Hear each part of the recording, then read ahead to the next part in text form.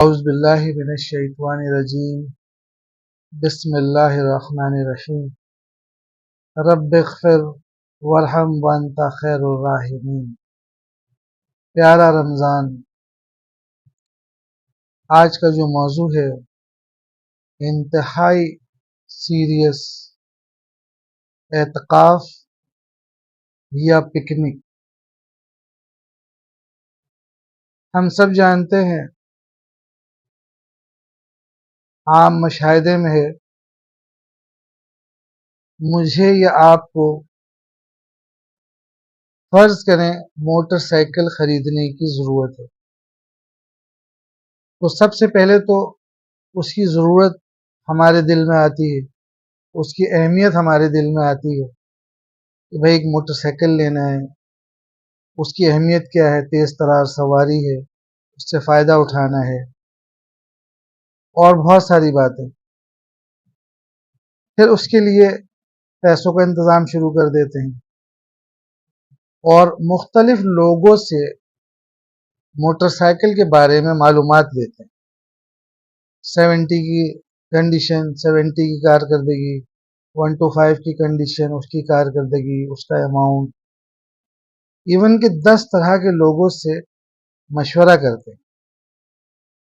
اس میں ایک ایسے بھی صاحب ہوتے ہیں جو آپ کے اپنے ہوتے ہیں لیکن وہ آپ سے جیلس ہوتے ہیں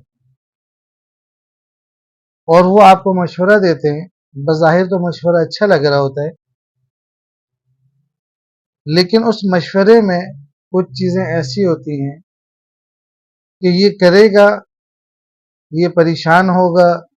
اس کے بس کا نہیں ہوگا تو ہمیں مزہ آئے گا۔ اس حضرت کو کہتے ہیں شیطان۔ اب بات میری آپ کی سمجھ میں آ گئی ہوگی۔ اب جب ہم اعتکاف کی نیت کر رہے ہیں تو اعتکاف کی اہمیت ہمارے دل میں ہے یا نہیں، سب سے پہلے اپنے دل کو ٹٹولے کہ اعتکاف کیا ہے، اس کے بارے میں آپ کیا جانتے ہیں، اس کی اہمیت کیا ہے اور اس کے لیے آپ کو کیا کچھ کرنا ہے، آپ اپنا جائزہ لیں۔ یہ پھر ایسے ہی کوئی دوست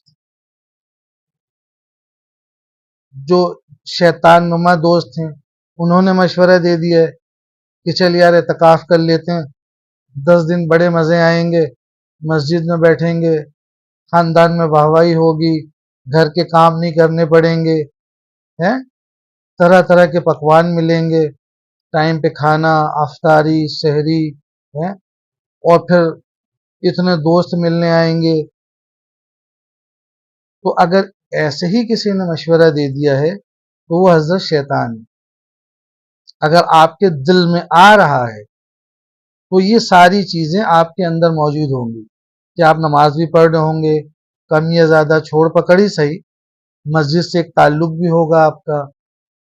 تعلیمی حلقوں میں بھی بیٹھتے ہوں گے، علماء کرام سے بھی آپ کی صحبت ہوگی۔ تو یہ ساری چیزیں بتاتی ہے کہ آپ کو اعتکاف کی سمجھ لیں کہ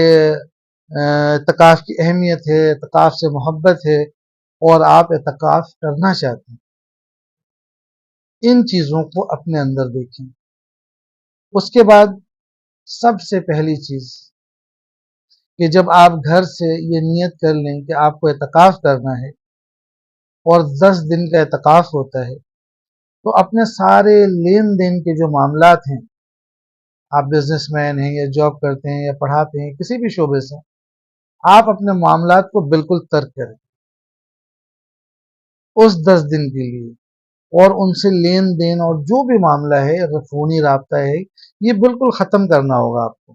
اس کو آپ وائنڈ اپ کر دیں اعتکاف سے پہلے جس کا لینا ہے دینا ہے، جس کو ٹیوشن دینا ہے، جس کو کوئی چیز کی امانت ہے، یہ دے دلا کے اگر گھر کے ذمہ دار ہیں گھر کی ساری ضرورت کو پورا کر دیں تاکہ گھر والوں کو آپ کے پیچھے کسی چیز کے لیے بھاگنا نہ پڑے، کوئی پریشانی نہ لاحق ہو۔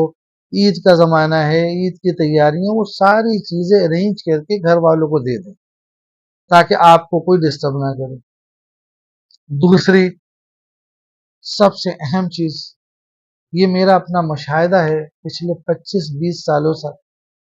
سالوں سے میں مسجدوں میں الحمدللہ 10 سال سے زیادہ میں اعتکاف میں بیٹھتا ہوں، اور جب نہیں بھی بیٹھتا ہوں تو بھی میں نفل اعتکاف کرتا ہوں، اور صرف اس لیے جب میں وہاں جاتا ہوں تو مجھے پتہ چلتا ہے، جب لوگوں سے بات چیت کرتا ہوں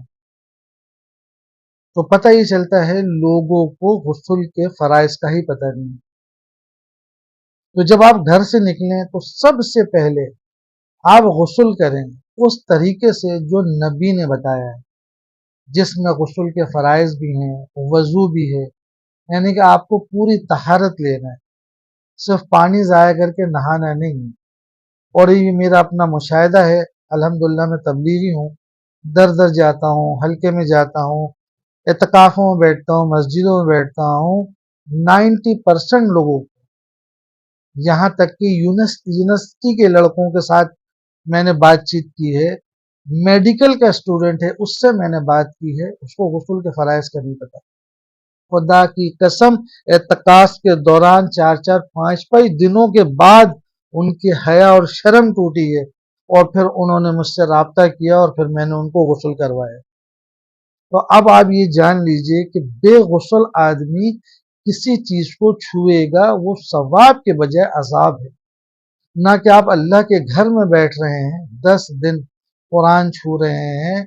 اعتکاف کر رہے ہیں، نماز پڑھ رہے ہیں، تراویح پڑھ رہے ہیں، جتنی بھی عبادت کر رہے ہیں وہ آپ کے لیے وبال جان ہے۔ ایک آدمی غلط کر رہا ہے، اس کو چلو بھائی غلطی کا اس کو سزا ملے گی، ایک آدمی گناہ کر رہا ہے اور وہ سمجھ رہا ہے میں عبادت کر رہا ہوں، تو کتنا بڑا عذاب ہے اس کے اوپر، کتنا ہی بڑا گناہ ہے، گناہ کبیرہ میں سے ہے۔ احادیث کا مفہوم ہے، آپ صلی اللہ علیہ وسلم فرماتے ہیں کہ جس کا کوئی امیر نہیں اس کا شیطان امیر ہے۔ مفہوم ہے، جس کا کوئی استاد نہیں اس کا استاد شیطان ہے۔ تو میرے بھائی یہ بتانے کا مقصد یہ ہے کہ آپ گھر سے پہلے نکلنے سے پہلے آپ ان چیزوں کی تیاری کریں، کسی سے پوچھیں، کسی کو اپنا جانیں، لیکن جو اہل علم ہوں ان چیزوں کا پوچھیں، پھر غسل صحیح طریقے سے کریں، اپنے آپ کو پاک کریں، اور پھر مسجد کی طرف نیت کر کے روانہ